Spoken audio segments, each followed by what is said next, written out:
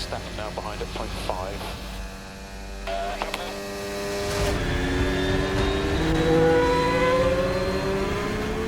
Max Verstappen fancies a chance here, but there's contact. Verstappen. We are simply too slow. A dejected Verstappen finally admitted at his home race in Zandvoort. His usual confidence is replaced by something we rarely see: frustration. Last year, he had won 19 out 21 races in the RB19, but a crucial change in their concept for 2024 has cost them dearly. Adrian Newey, their legendary designer, drunk on the euphoria of building an all-conquering car, wanted to outdo himself. He argued that other teams would catch up this year. They were already catching up towards the end of last year, so he hatched a new plan to leave the rest biting their dust. When you build a juggernaut like the RB19, any reasonable person will simply consolidate on that design the next year. Why change a winning formula? But Newey, like a mad king, got bored of winning and went a totally different route for the RB20. He wanted to build something more aggressive. But Newey just didn't want any random aggressive concept. He wanted to humiliate the almighty Mercedes while at it. And what other way to humiliate your biggest rival than to copy the exact design they failed at and build a title-winning car out of it? It must have been on one of his countless paddock walks with his red note that he observed the aggressive side pods and engine cover that Mercedes had used for their failed W14. And so he copied that exact design for this year's RB20, just to prove to Mercedes that he will succeed where they failed. The other reason for going a different route is that the other teams were all already copying last year's RB19 design. In conversation with the German publication, Newey explains his rationale. We knew the others would copy us. If we would have just developed last year's car further, it would not have been enough. The man was right after all.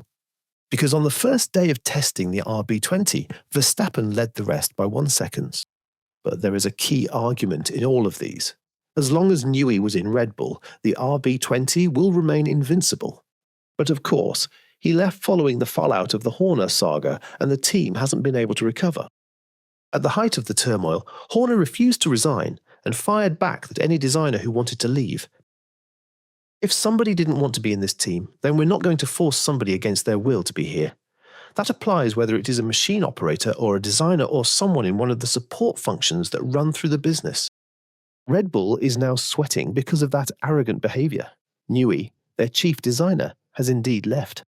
To replace him was his apprentice, Pierre Wachet, the man Horner had believed in so much that made him feel he didn't need Newey.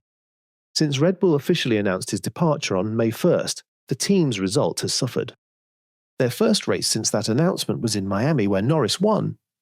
It's been 9 races, and Verstappen has only managed 3 victories. This pales in comparison to 19 victories in 21 races last year. Pierre Wachet has been feeling the pinch, especially since there is no longer Newey to take the responsibility for this slump. And he has been deflecting the blames. First, he blamed their reduced wind tunnel time, which is a rule made to handicap the best performing teams. Then he blamed Verstappen for being able to drive around the problems of a car instead of reporting the issues. But his latest blame is on Adrian Newey. Wachet said that it was Newey's fault their car is currently 3rd on the grid. He hinged his argument on the fact that it was all Newey's idea to abandon the RB19 concept and pursue a brand new philosophy for 2024. When quizzed about what has gone wrong with his cars, he said, perhaps at the end of the year we will come to the conclusion that it would have been better to further develop the previous concept. Inferring that it was Newey's radical idea that got them in their current trouble. But the counter-argument is that Newey had proven that there is nothing wrong with this new concept. Wachet doesn't just know how to make it work. For long, the team had stylishly criticised Newey that he hardly ever shows up in the factory to lead.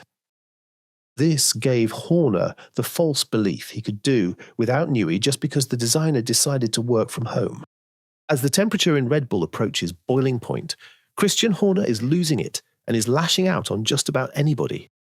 A Sky Sports reporter was the recipient of this bad mood when she asked if keeping Perez was the right decision. In a harsh demeanour, he fired back at the reporter. Who would you put in there? Who would you change it for? And why would you change it?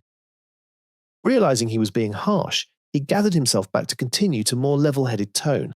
Only time will tell if this is just a rough patch or if this will be the new normal at the team. But what do you think? Is this the end of Red Bull's dominance, or will they prove us all wrong? Leave your thoughts in the comments below, and don't forget to subscribe for more in-depth F1 analysis. This is Front Lockout, signing off.